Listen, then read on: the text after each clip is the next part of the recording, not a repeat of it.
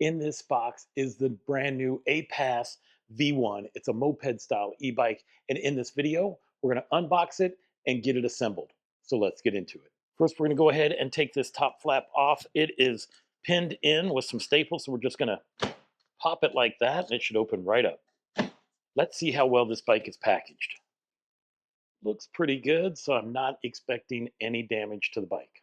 Now we need to get the bike out of the box, and we have a couple of options. Number one, we can cut open the side here and just slide it out, or we can cut open one side here and one side there, and the flap will come down, giving us full access to the bike. You can grab a knife or whatever. I'm just going to use my hand and just go down the box.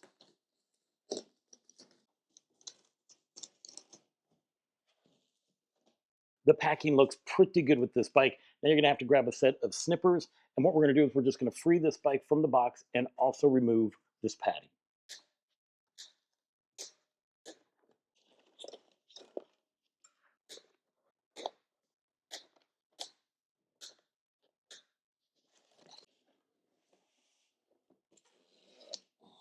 Inside this foam that the bike was sitting on, there's a couple of other items.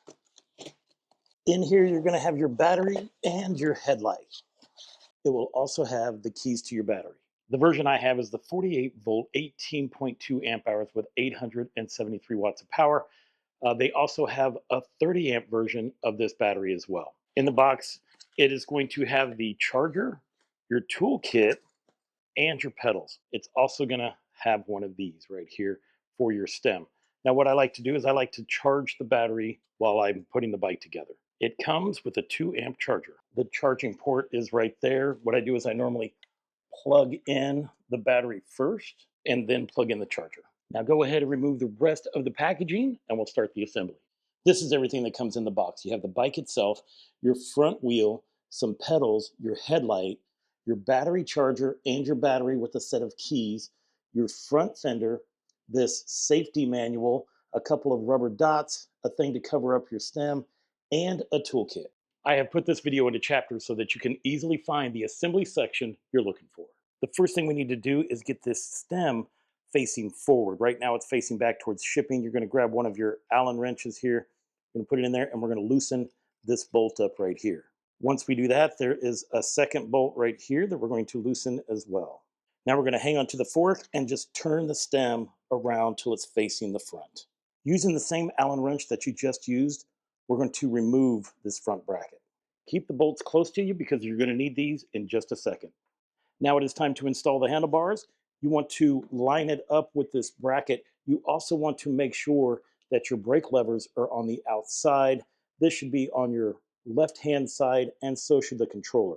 The display should be facing towards the bike. I'm going to very carefully lean the handlebars back so it will help you install this bracket. I'm gonna put that on there, and now we can just get these bolts started.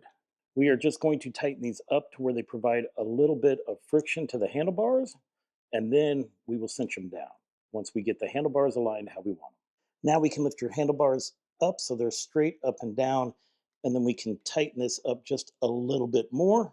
When tightening your handlebars, you're going to want to use a crisscross pattern. I just normally start here, and then I tighten this one up, and then I tighten there, and then I go down to here. I'm going to go ahead and snip these off. I probably should have done that in the beginning. That's what you should do. Right now, we want the handlebars tight enough to where they won't move like they're doing now. So we're just going to tighten those up because we can adjust them later. You will definitely want to come in here and tighten up your stem. We can always adjust it later as well. Next, we're going to put on the front wheel, but before we do that, we're going to turn the bike upside down, and I like to protect it. So I grab this out of the box. We're going to tear off this one piece right here, and then we're going to do one for the other side as well.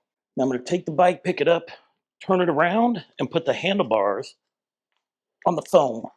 This will protect your controller and your brake handles. This bike comes with mechanical brakes. This bar is just used for shipping. Go ahead and grab your 12-inch open wrench. We're just going to loosen that up a little bit on each side.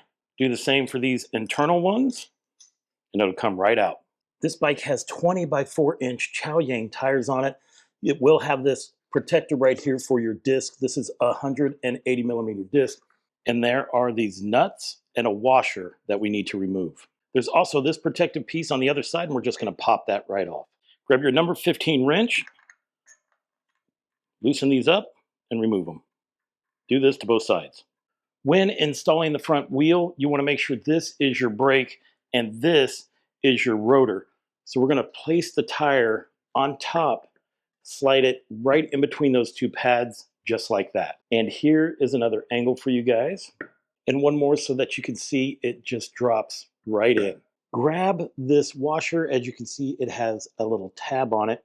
You want to make sure that tab is facing towards the fork because there is a hole right here that it's going to slide inside. Just like that. Now take your nut and hand tighten it. Do the same thing to the other side. Grab your number 15 wrench and you are going to tighten these up by going clockwise. You want to tighten them until it doesn't move anymore and then do the same thing to the other side. Let's check to see if we need to adjust the brakes, and how we do that is we're just going to roll the tire. As you can hear, it is rubbing against the brakes and the tire slowed down very quickly. Let's make some adjustments. When adjusting brakes, there's only two bolts that I'm interested in, this one right here and that one down here at the bottom. We're going to grab your Allen key.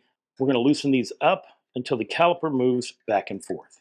Whenever I am doing brakes, I try to do it the easy way, and that is we're going to spin this real quick, and this is your front brake lever, and we're just going to squeeze it. Once we do that, we're going to tighten these two bolts up again and test it out to see if it fixed it.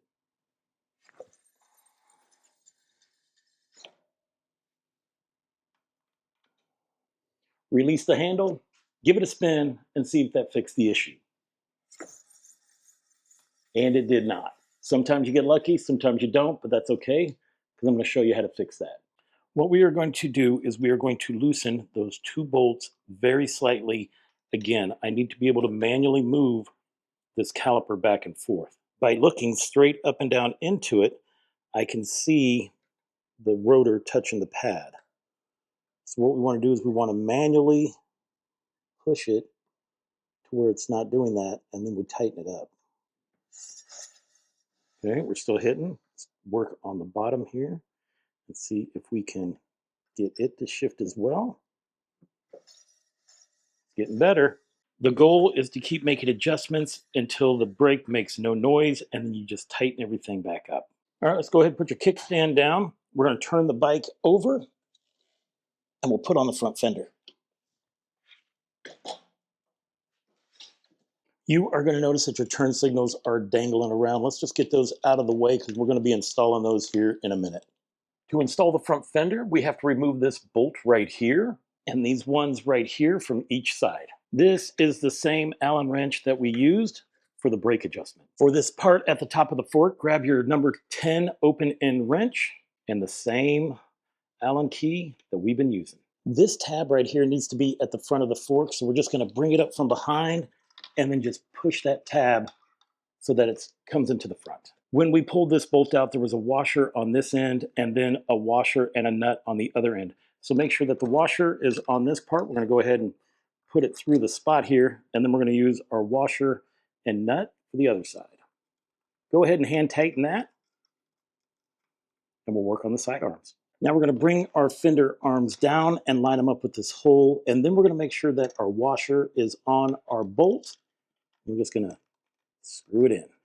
When attaching the fender arm on the side with the brake, make sure that it is on the outside of the brake line. If your fender is too low, you can lift it up right here. That's why we only hand tighten it to get an idea of where we want it. Once we get it where we want it, we just tighten everything up. When the bike gets shipped to you, there are these two metal brackets right here. They're both folded in. What we need to do is loosen these bolts up because this is what holds your headlight and turn signals. And once we do that, then we're going to slide them out towards the front. Before we do that, let's go ahead and separate our two turn signals. You can see this one's on the right and this one's on the left. Your toolkit comes with this screwdriver. It has a Phillips head on it and a flat head.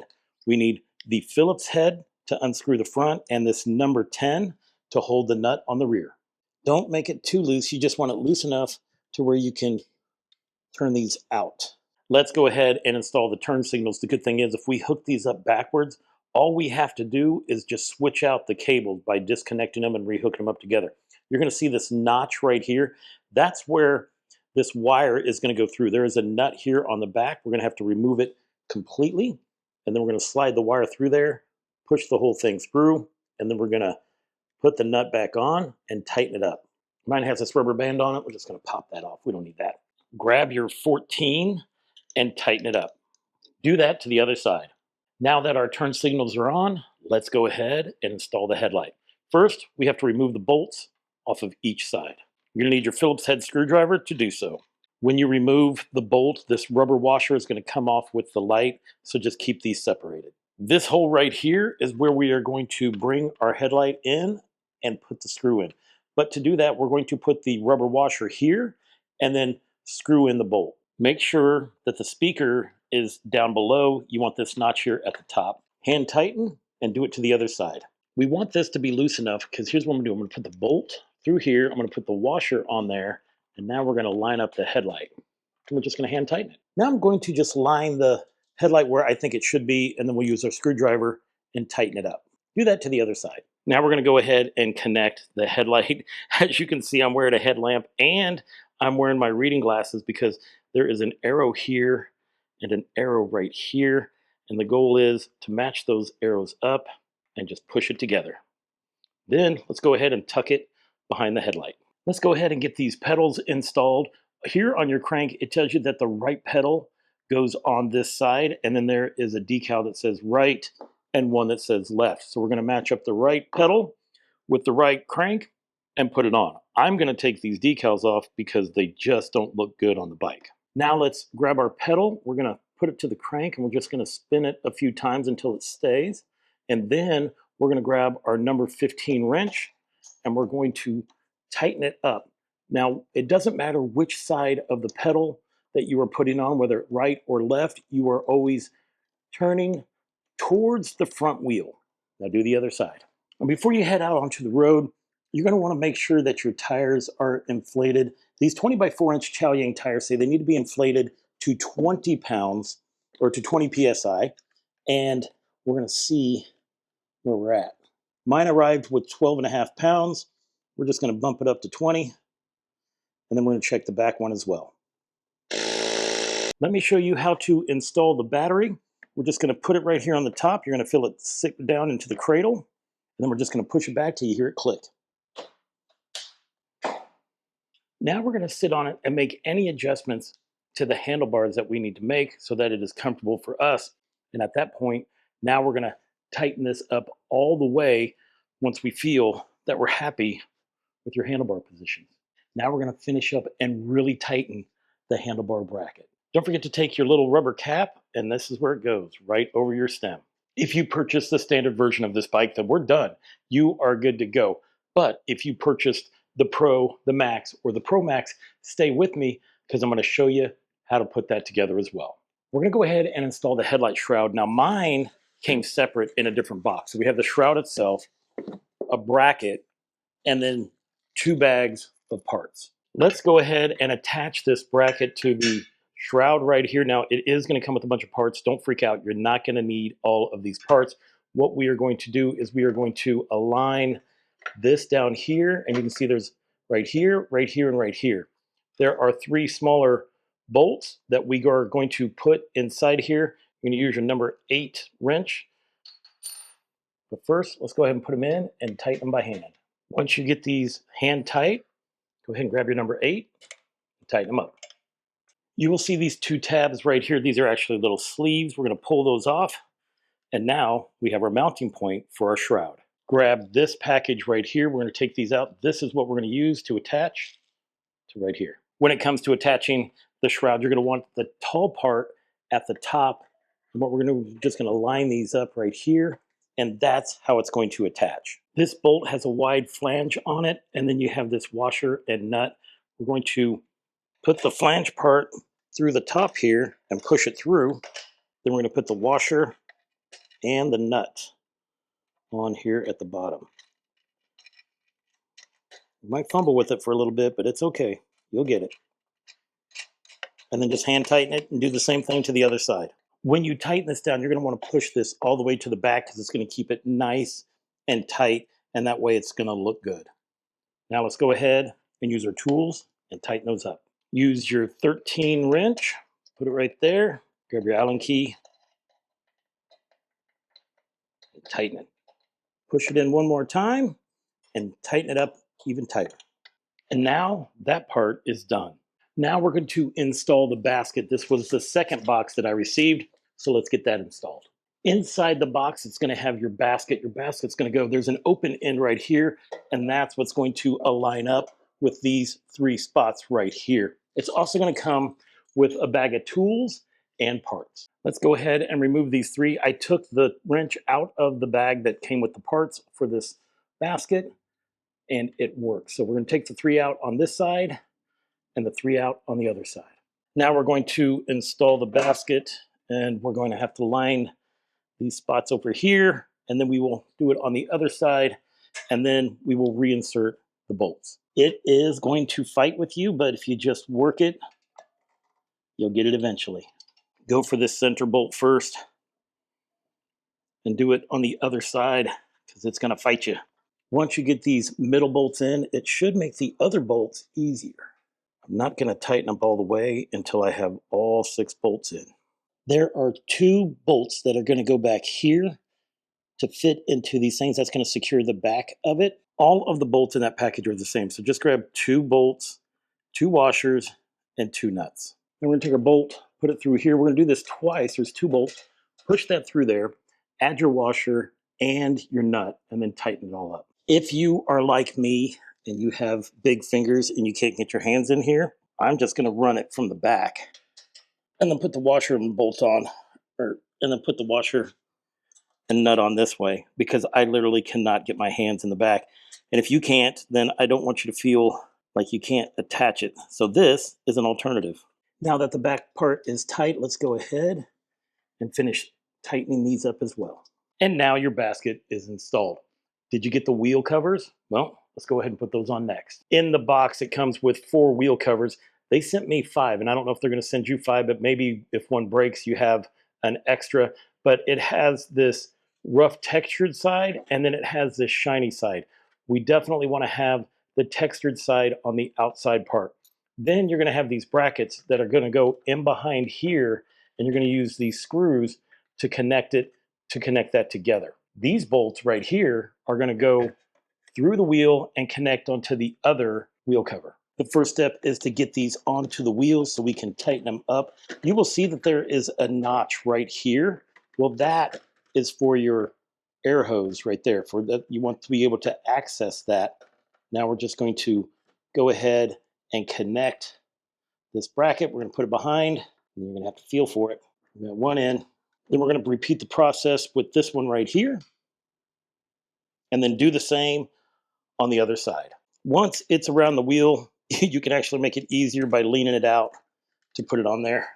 I thought it was a wrench that you use to tighten these up. Nope, just a screwdriver. We'll need the wrench for when we attach them to each other.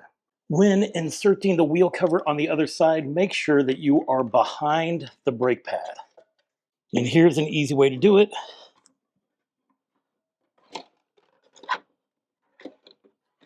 There we go.